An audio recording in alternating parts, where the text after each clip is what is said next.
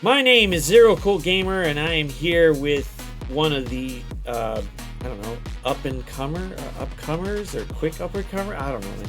It's he's risen through the ranks, and there's reasons for it. And you get mad at him for it, but hey, I would do the same thing if I was in the same damn position, and nobody's gonna tell me otherwise. But Dinman, how is it? How has it been hanging, man? How's it going? Going great, brother. It's always fun to come hang out and chat. The big one, Crucible, man. Crucible has been, I don't know, interesting since the room changes. So, I don't know how has your Crucible expectation been going? Well, the rooms aren't nearly as fun, that's for sure. Eliminating room 3 and 6 eliminated a lot of the chaos from week 1. My hope is with Franklin coming out, it's going to throw some more chaos back in, because right now Crucible is just too straightforward with these room rules. Yeah, I'm not. I think 3 and 6 were the rooms you were banking on to get some type of a sack or something. You're like, okay, cool. I know they're going to sack it because the room rules are helping out, or the room rules were busted. But they got rid of both of them. They put in some differences, some older rooms, and yeah, now they're pretty straightforward going across. So now you're just banking on somebody slipping up and taking the bait for something, and hopefully they just mess up. But if I had to say the big difference, and if you didn't already know, Dinman has no issue with just grabbing a character, throwing that sucker to 7/7, and just watching you crumble as you try to unlock a 3 yellow. Just saying. Man, you make it sound so bad. It sounds so bad, but you know what? I will definitely say it. Thank you for your wallet. You're keeping the game going. I can't say nothing wrong with that because we like the game. So yes, keep it going. But me, I don't spend as much, and if I wasn't streaming or making videos or anything, I would probably not spend. I'd just core the hell out of anything for the characters coming in and see what I get, and hopefully I unlock them and then move on to the next. But since I do, I spend just a bit, and I'm gambling on it, hoping I get enough shards to unlock them. So now I know when you were coming up, you're going, I'm going to max out what I need to get through it, and you've got a sizable roster where new characters are there. How do you feel about the spending coming up for the last, I guess, 8 to 9 months you've been around playing the game? Yeah, 9 or 10 actually. Oh man, I'm becoming a veteran. Yeah, you're in the veteran status already. So, but is there any con to you spending as much versus, just saying, you know what, I don't even feel like spending today? Well, here's the thing. It's changed dramatically. So whenever I was first starting, I was spending on the characters when they came out. I was spending on resources. When you unlock a new character, it unlocks several options to buy in the store that are actually really good values. And of course, as quickly as I was progressing coming up, I was running out of training mats and gold constantly. So not only was I spending on the characters, I was spending on the resources. And then, of course, I was spending on the leaderboards. So the first probably 4 months I played, I spent about twice a month what I spend now. But it was a lot different scenario. Back then, I was spending, and had a noticeable progression as I was spending. So I understood what I was doing. I'm a type of guy who has very limited time. I kind of looked at it like I was buying time back for me to progress in the game, and to move up and get towards what everybody was talking about on stream as end game. Now that I'm in game, it's totally different. I buy the characters when they come out. I spend on leaderboards. I have so many resources now that I don't need to spend on anything of that nature anymore. But I'm not spending to progress. Now I'm spending just so I can stay where I'm at, because I'm at a point where everybody around me also spends like I do. So it's kind of different. You know, you spend to progress at the beginning, and when you get towards the end, you spend so you don't fall. I completely agree with where you're seeing it. Coming from the, hey, I'm going to try to spend as little as possible, if nothing, if I can. But you're keeping the game running, so go right ahead. I'm giving 2 thumbs up to that. You go right ahead, because the game wouldn't be around with everybody. But to say the inverse of that, somebody that doesn't spend money, and there have been, content creators out there that have done it where they haven't spent anything, and they'll progress in the game. It'll take a little longer. You'll have to focus your resources. Even though you may like a character, he might not be meta or, conducive to where you want to be, either in Crucible or War, where they're not fast enough or they just don't do anything. And that one person is Juicy. Juicy can look at something and just, boom, I know what I'm going to use there. I know how to do it. However, it might take a little longer because it's not a maxed out character versus someone that's got 3 diamonds, and you're just like, oh crap. Well, let's pray the turn meter and all the other stuff will help me go, and I can damage him enough to kill the team. And he's shown it to where, yes, it can be done. So don't sit there and just go, hey, he spent all his money, so he's definitely going to win.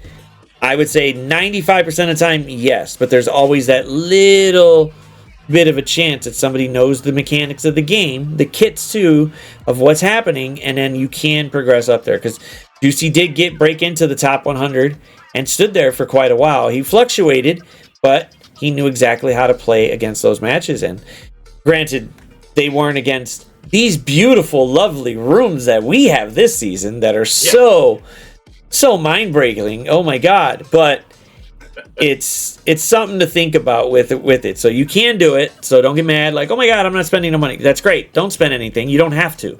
It's a choice. If you have the resources, sure, it's your money. Big deal. Go do what you want to do with it. But I can't get mad at you for doing it, because the only person I get mad at is for me not, I don't know, stepping my game up for a little bit to get a bit of a wallet or to even open it. So there's no issue with it. Well, and here's the thing. One thing to note for everybody to be aware of: if you're playing this game, you're spending on the game. Some people are spending their time, other people are spending dollars. But at the end of the day, we all love the game. You're going to have to invest something in it, whether it's your extra time or your money, one way or the other. For a lot of us spenders, I know we have very limited time because of all the work and stuff that we're stuck doing all the time. So it allows us to enjoy the game.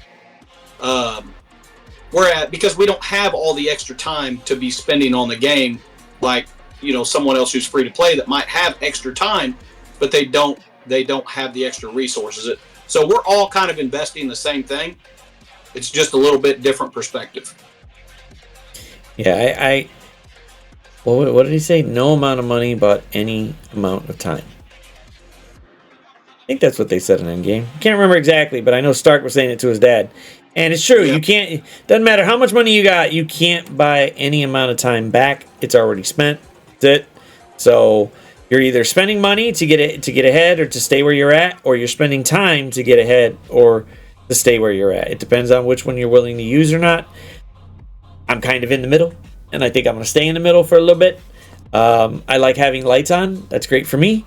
Definitely want to lose nobody for it. So, but in terms of Crucible, there is that big. There is, hey, Grandmaster's there. It took me forever, but I am in Masters 3. I did get my butt kicked a bit to throw back down, and then I played a little bit smarter and finally got up there. I'm trying to chase a certain Kraken over there, but it's a good wish. It's a good wish for me. I don't think it's going to happen, but it's a good wish. I'm trying. But I do like some. Go ahead. You never know. No, I feel it once I get closer to there, I'm gonna feel the stomp of 3 diamond this, 3 diamond that, which I don't. A lot of the characters maybe I have at 3 diamond or 2, but definitely not a majority of them. They got a diamond, but maybe 1 or 2, 3, no. Especially not the new characters yet. So But looking at the rooms, if there was any suggestions you have to try to help anybody out with their rooms if they're thinking of something, and it doesn't have to be every room. You could, I guess, maybe talk about one or two. Is there any room out there you want to give a suggestion to? So maybe somebody could be like, all right, cool, I wasn't thinking about that. Maybe that might help me progress and get out of gold or diamond or push me up a little bit. So that way, someone in the community could use a nice pro tip. Well, here's what I would tell you, my perspective on this particular season. With the room changes, I altered my point of view on how I'm looking at defense and offense. My pro tip to you would be to set up your defense in a way that it requires the opponent to use certain teams. Take away their options of what they can use and force their hand on what they have to use in order to clear your rooms. And go offense heavy. That's what I'm doing. I'm very offense heavy, and I'm putting teams on defense that only a couple different teams can beat. So it's forcing my opponent's hand to have to use those teams in certain rooms so they can't use them elsewhere. And to give you an example of that, what I'm talking about is I'm running with Vigilante, Starjammers, and Accursed on defense. And I'm doing that because Vigilante is almost certainly going to pull Vigilante 99% of the time.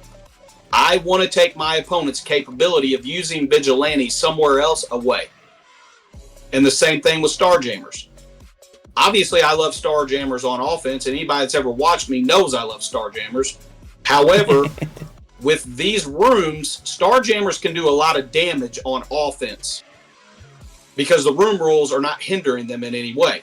So I want Starjammers on defense so that my opponent has to use Starjammers in that room so they can't use them somewhere else.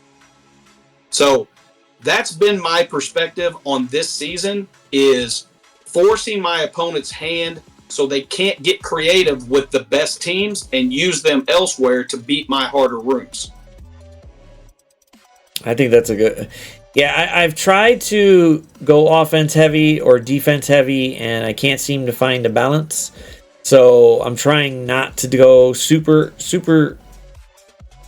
heavy on either side. But I do see the logic in it, to where if you know certain teams beat only these teams, it's best to force their hand and be like, well, if I use them here, I can't use them there. But if I can't use them there, I'm going to drop one of these rooms because I got nothing to beat it. I got nothing to go against. And that is a very good strategy, I would say, does help with certain teams if you're putting it out there. Vigilantes is just a pain in the ass to beat if you don't have something else. And if you don't got it, if you're not able to throw something huge at it, Vigilantes, a mirror is the way to go. And pray they just don't, tunnel down Sable really fast or something, and you're good to go. But now you can't use Vigilantes somewhere else. So what I used to say is, if you could just go ahead and mind fuck your opponent before they get to there, and you're going, oh crap, I got to use it. Oh, no, wait. Damn, now what am I going to use here? I think that's a really good approach, whether it's offense heavy or defense heavy, just to sit there and have them go, yeah, I'm going to need help. I'm going to need some big help. And I think that's that's something to strive for, something to look at with your rosters out there. Look at it, see what you can use to go ahead and psych your opponent out with something, because it might slip them up. Now, did you have this same frame of thinking between the leagues when you were first coming up, and then now where you're at Grandmasters? But when you were like gold, diamond, pushing up, did you have that same strategy, or was it? No. Were you still trying to figure out? You were probably one of about 300 people that have asked me this. So this is going to be the first time I've talked about it on video. I'm going to give you the reality of a new spender in the game. Okay? I'm going to make it clear cut, and I'm going to let everybody know out there that when it comes to coming up in the game, spenders are buying their way through the ranks. Now, I know spenders don't want to talk about that because it sounds negative and it sounds like you're cheating and all that fun stuff, but reality is reality. When you're coming up through the game and you're spending as heavily as I did, there was zero strategy in Crucible because I was just destroying everybody that I went up against because my roster was all the new teams completely maxed out. Now, that's good and it's bad. It's good because it got me through the ranks a lot faster without having to use my brain.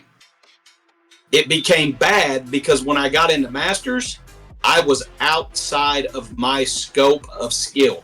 When I first started moving into Masters, I first started losing. And up until I got to Masters, I went 3-0 literally every single round of Crucible that I ever played. I got into Masters and I didn't go 3-0 for a month and a half.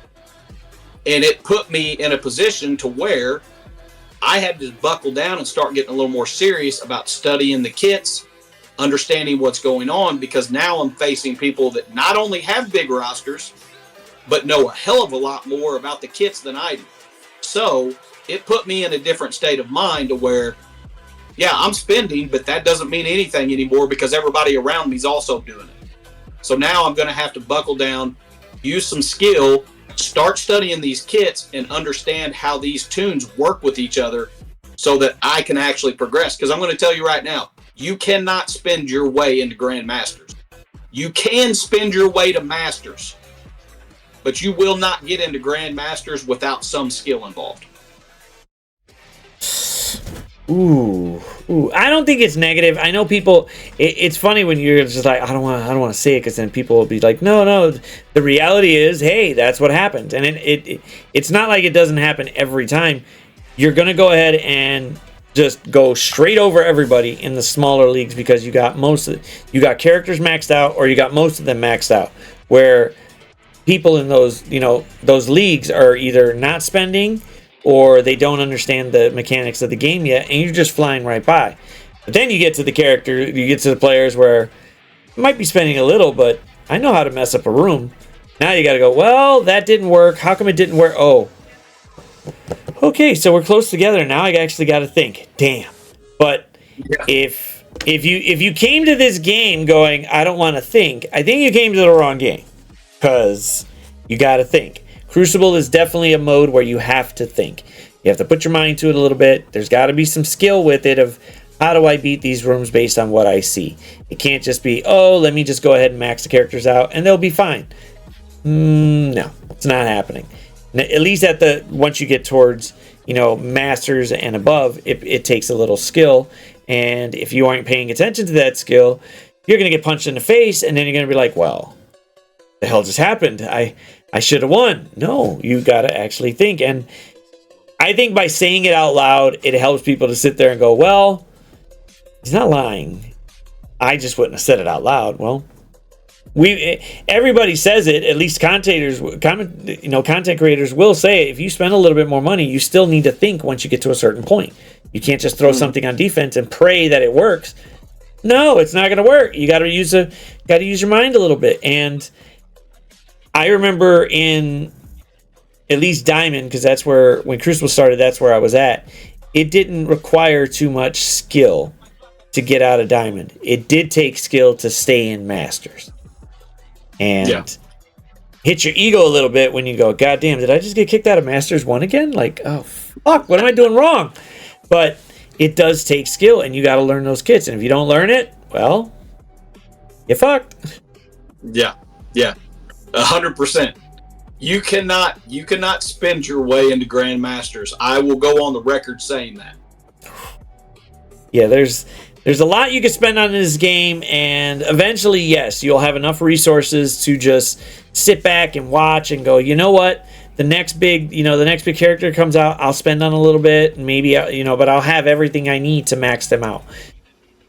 Newer players that aren't spenders or just doing it free to play, you're gonna have to consolidate on your resources, figure out where you're gonna spend them, and just say to certain characters, you know what, Bullseye's not getting upgraded this week. I don't think I'm gonna touch him. Even though you might like the character, there's no reason to do it. So pay attention to the kits, pay attention to the Crucible rooms, because that's where the big thing is. Yes, we know resources aren't great or rewards aren't great at Crucible, but let's be honest here, Crucible is basically an ego trip. I beat you, haha. That's it. That's all it pretty much is. And I'm okay with it because it's great, unless certain characters decide to duck you from their actual brackets. And me and Dinman do feel the same. That Updog did that. He just ducked out on both of us. Oh, Too bad for you. Yeah, he absolutely did. There's a reason that he's got dog in his name because he put his tail between his legs. Maybe we'll send him a bone. Maybe he'll come back. Maybe we'll send him a bone, and hopefully he'll take the bait and come back to our brackets and see how it is. I lost my second round to try to find Updog, and yeah, I didn't find him. He was running away too fast. I don't know why he ran away. I'm right here. I don't run. Could have came right back, but he didn't do it. But all in all, Crucible is a very fun mode. You do have to think about it once you get to a certain point. Spenders versus I'm a light spender, or even I gamble with the spending with the pity orbs where we're trying for it. But I do understand the logic of, hey, once you get to a certain point and you got those characters maxed, now you got to think about it, because there are spenders just like you doing the same thing, going, I do not want to be down in gold or diamond because I let it go. No, it's either you spend and you actually play the game, use some skill, or someone like Dinman's going to come over to you and Grandmasters and just go, well, you suck. That's it. No other way to say it. You suck. Like, the money's only going to get you so far. You're going to have to use a little bit of skill, and this game requires skill. But Crucible being the way it is, I enjoy Crucible. I know Dinman does. Is there any other recommendations you want to make for people? Here we go.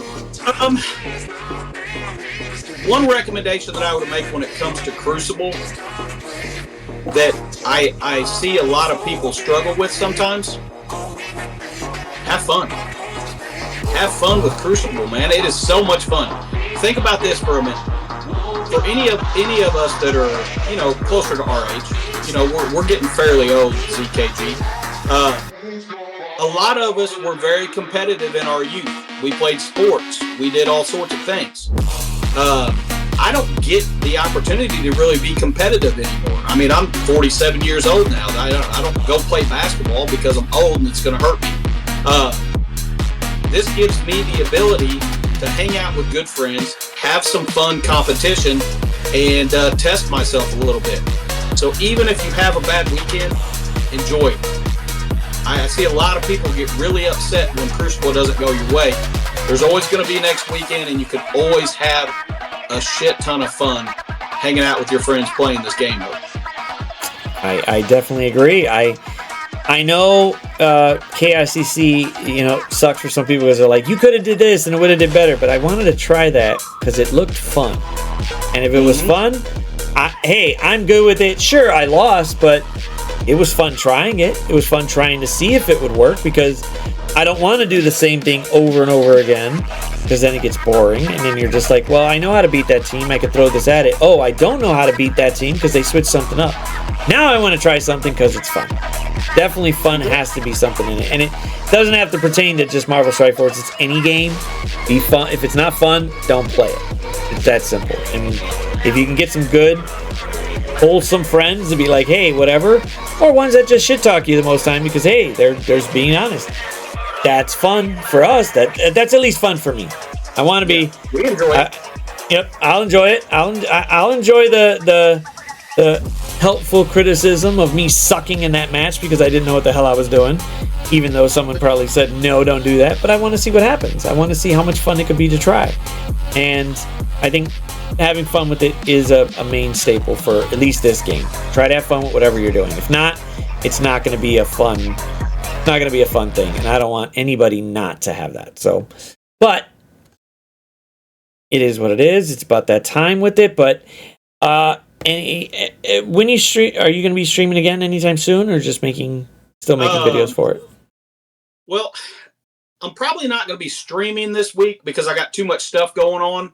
I will be releasing probably 2 videos tomorrow for Franklin Richards. I'm going to be doing a tower video and then some more Professor X testing. I'm I brought Illuminati up to G20 because I've had several people asking me to test them in Professor X. And then, of course, this weekend, I've got a secret video that I have to make for next week. So stay tuned for that. Yeah, I'll agree to that. I thought it was a secret, and then they just put it out there. So thanks, Copley. You didn't even tell us. I thought we were just hiding this till the end of it, but no, they put it all out there. So Dinman has a secret video. I as well have a secret video coming up as well, but not at the same time. But look out for those. I will put Dinman's YouTube link down in the description below, so please check him out. Give him a sub out over there because he is doing some awesome stuff with Professor X. Because I'm not bringing up the rest of Illuminati. I'm just going to leave them there and let them chill. I will watch and be ecstatic for the videos, but yeah, I'm just going to hold off on the resources just for a little bit. I want to see who's coming out and see if I'm going to use them there. But same thing before. Like, share, subscribe. Let us know what you think about the video. It's a nice little Crucible talk, giving people the Cripplin truth on Crucible and what you should be doing. I want to thank Dinman for jumping on for today. And other than that, man, I'm going to go ahead and say it. Me and Dinman, rolling out. Peace out.